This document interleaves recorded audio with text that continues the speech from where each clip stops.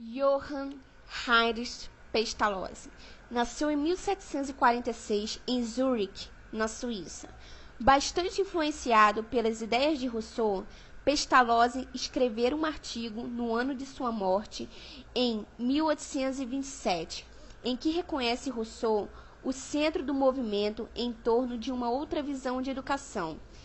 Defende Rousseau das más interpretações de sua obra, afirmando que ela não fora bem compreendida.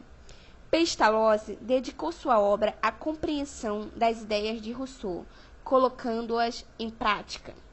Para ele, a educação deveria fazer com que as crianças tivessem acesso ao saber, de tal forma que se formassem espíritos livres, liberados pelo conhecimento. O método Pestalozzi trabalha com grandes eixos: educação intelectual, física, profissional e moral. Ele cria um instituto de pesquisas e uma escola especializada em educação de crianças com deficiências e órfãos. Lá, técnicas são aplicadas, aperfeiçoadas, experimentadas, constituindo-se num verdadeiro laboratório pedagógico. Democratizou a educação, proclamando seu direito absoluto de toda criança ter plenamente desenvolvido os poderes dados por Deus. Seu entusiasmo obrigou governantes a se interessarem pela educação das crianças das classes desfavorecidas. O método Pestalozzi trabalha com alguns princípios básicos. Toda aprendizagem passa pelos sentidos. É necessário reforçar a aprendizagem através de exercícios. Os progressos dos alunos devem ser acompanhados passo a passo. A atividade da criança deve ser incentivada, oferecendo-lhe oportunidade para ação, iniciativas e criação. A criança deve construir sua autonomia intelectual e moral, aprendendo a aprender. E os educadores também devem ser educados. Para Pestalozzi, a educação se constrói em uma tensão permanente entre os desejos do homem natural individual e o desenvolvimento da natureza humana universal. A educação produzirá a universalidade a partir das particularidades e, da mesma forma, a particularidade a partir da universalidade, sendo ele um grande defensor do respeito à diversidade. Seu método preconizava as turmas eram formadas por menores de 8 anos com alunos entre 8 aos 11 anos e outra turma com idades de 11 aos 18 anos.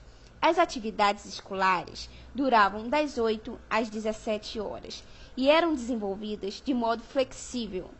Os alunos rezavam, tomavam banho, faziam de jejum, faziam as primeiras lições, havendo um curto intervalo entre elas. 2 tardes por semana eram livres e os alunos realizavam excursões. Os problemas disciplinares eram discutidos à noite. Ele condenava a coerção, as recompensas e punições. O desenvolvimento é orgânico, sendo que a criança se desenvolve por leis definidas, a gradação deve ser respeitada. O método deve seguir a natureza.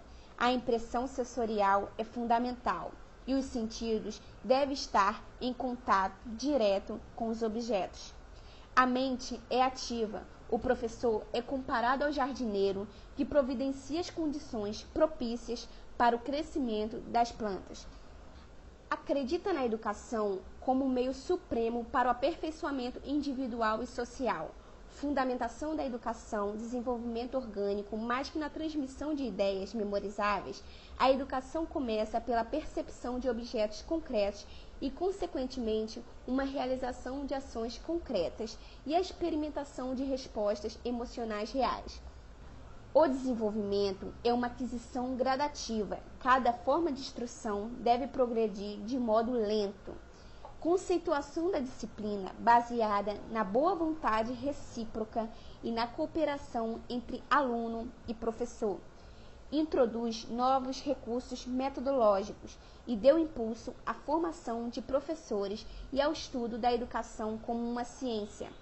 Para Pestalozzi, a educação escolar é um complemento da educação familiar e um meio de preparação para a vida.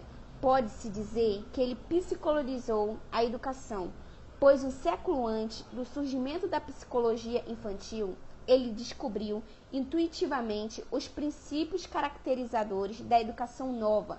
Posteriormente, a psicologia confirmou experimentalmente suas afirmações.